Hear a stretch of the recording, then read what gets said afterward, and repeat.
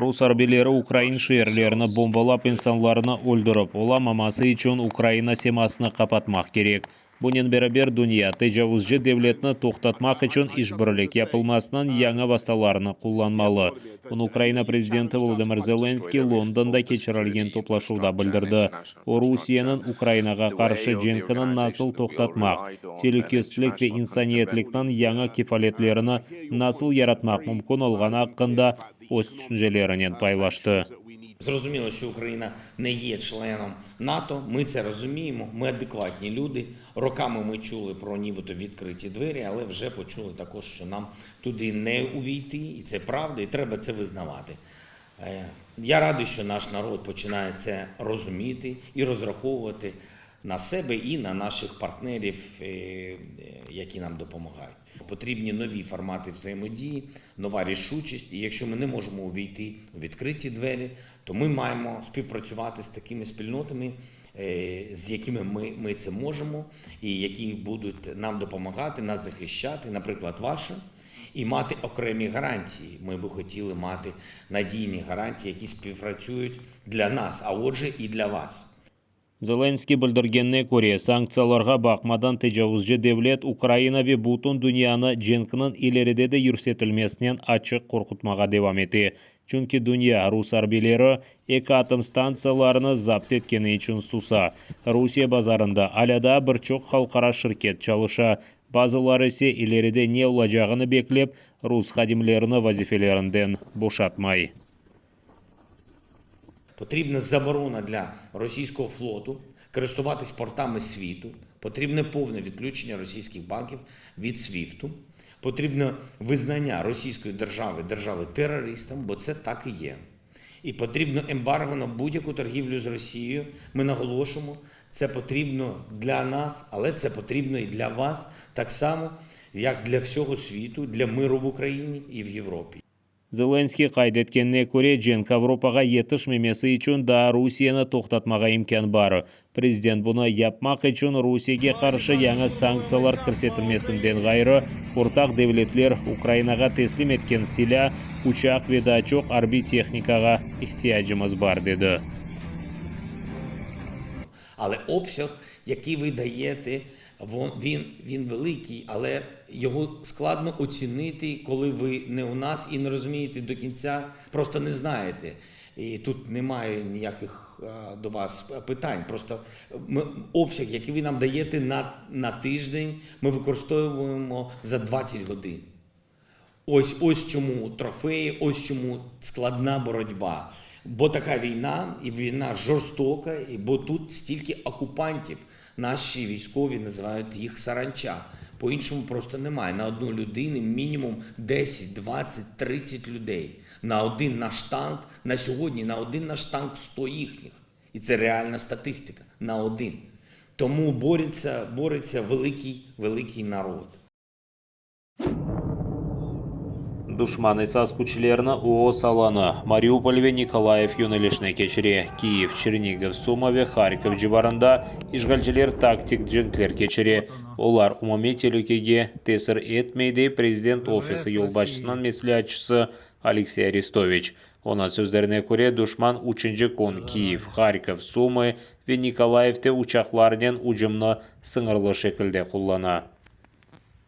Взагалі ворог зібрав навколо нас 500 своїх бойових літаків, але російська авіація не здатна проводити складні повітряні операції. Для цього потрібно багато років навчання і багато грошей, чого у них нема.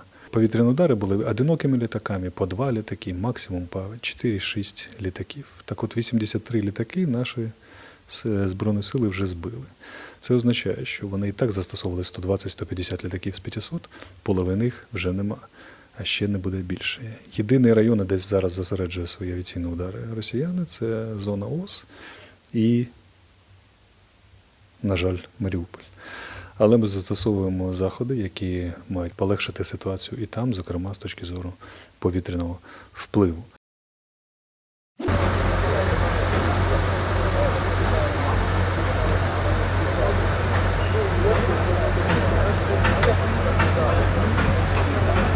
Киевде işgalcilerinin çok katlı binaga hücumu neticesinde 3 insan helak oldu. En azından 5'i yaralandı. Bunu fevkalade vaziyetler boyunca devlet hizmeti bildirdi. Sabah saat 5'te düşman mermileri Kiyev'nin Svitoshan rayonundaki iki mesken evini vurdu.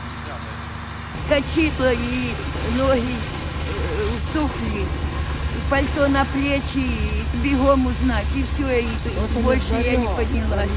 Приезжали с этой вот машиной, вон там подняли, видите, стоит, и на такой нас оттуда сняли, 3 человека. Kurtarıcılar kısmen alevlengen 9 katlı binada yangını söndürdü. 16 katlı ev daha çok zarar gördü. Bina buz-buton tutaşıp yandı. Kurtarıcılar gelmezden evvel komşular yardım etmek için geldi. Много было очень пострадавших, да, и бабушка, у нее там была и рука, и нога переломана, мы ее со второго этажа спускали по лестнице там втроем. Вот. Потом уже скорая приехала, и потом уже приехала пожарная, то мы уже ничего не делали, уже пожарные работали. Киев yolbaşçısı Vitaliy Klitschko bildirgенine göre evsiz kalgan insanlar yakın mektep ya da bala bakçalarında vaqtinca yerleştirilecektir. Zarar görgenlerini sıcak aş ve suyundan temin ettiler. Kurtarıcılar, işgalciler zarar getirgen evlerden 50'ge yakın insanı tahliye etti. Kiev sakinleri emin, düşman onlarının evlerini asilet hücum etti. Здесь старые дома, здесь в основном пенсионеры живут, годами уже живут, то есть поколение в поколение. Здесь детский садик, школа. Ну какие здесь военные стратегические объекты? Здесь ничего нет. Или на поликлинику. Вот Ни полигона, ничего здесь нет. Это самый обычный район. Patlama dalgası etrafta olgan tükenlarının vitrina ve pencere camlarını kırdı.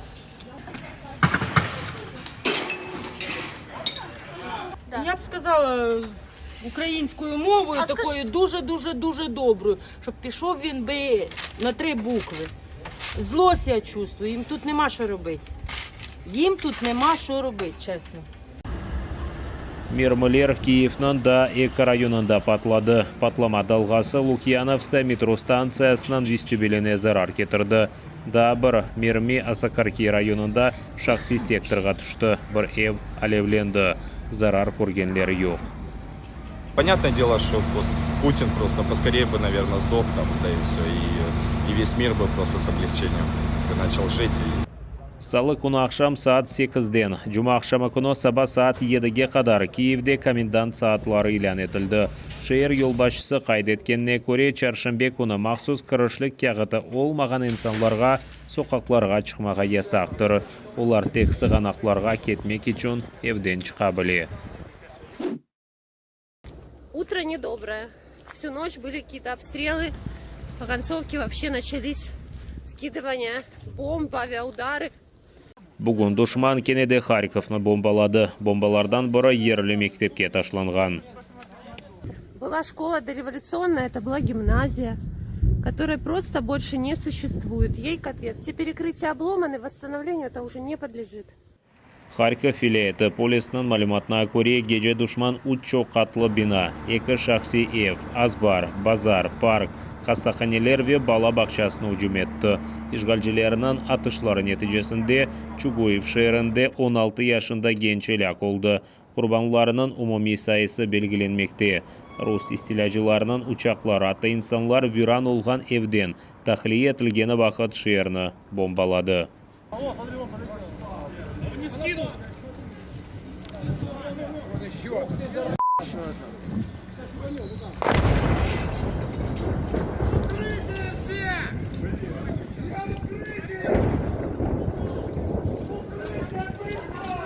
İşgalciler şehrine gece kunduz hücum etmekte. Anda 600 ev viraniyalına getirildi.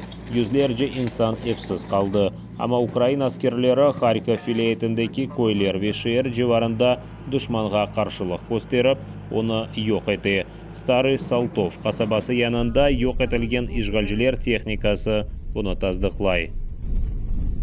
Вот вам русские свинособаки. Вот ваша техника. И ваши дохлые солдаты валяются вокруг, гниют.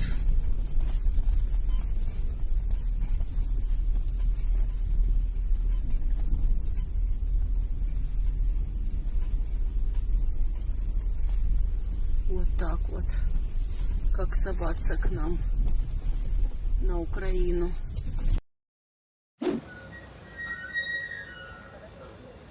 Дженке Бахмадан Русияда Қырым-татарларға қаршы махкеме отырушылары девам етмекте.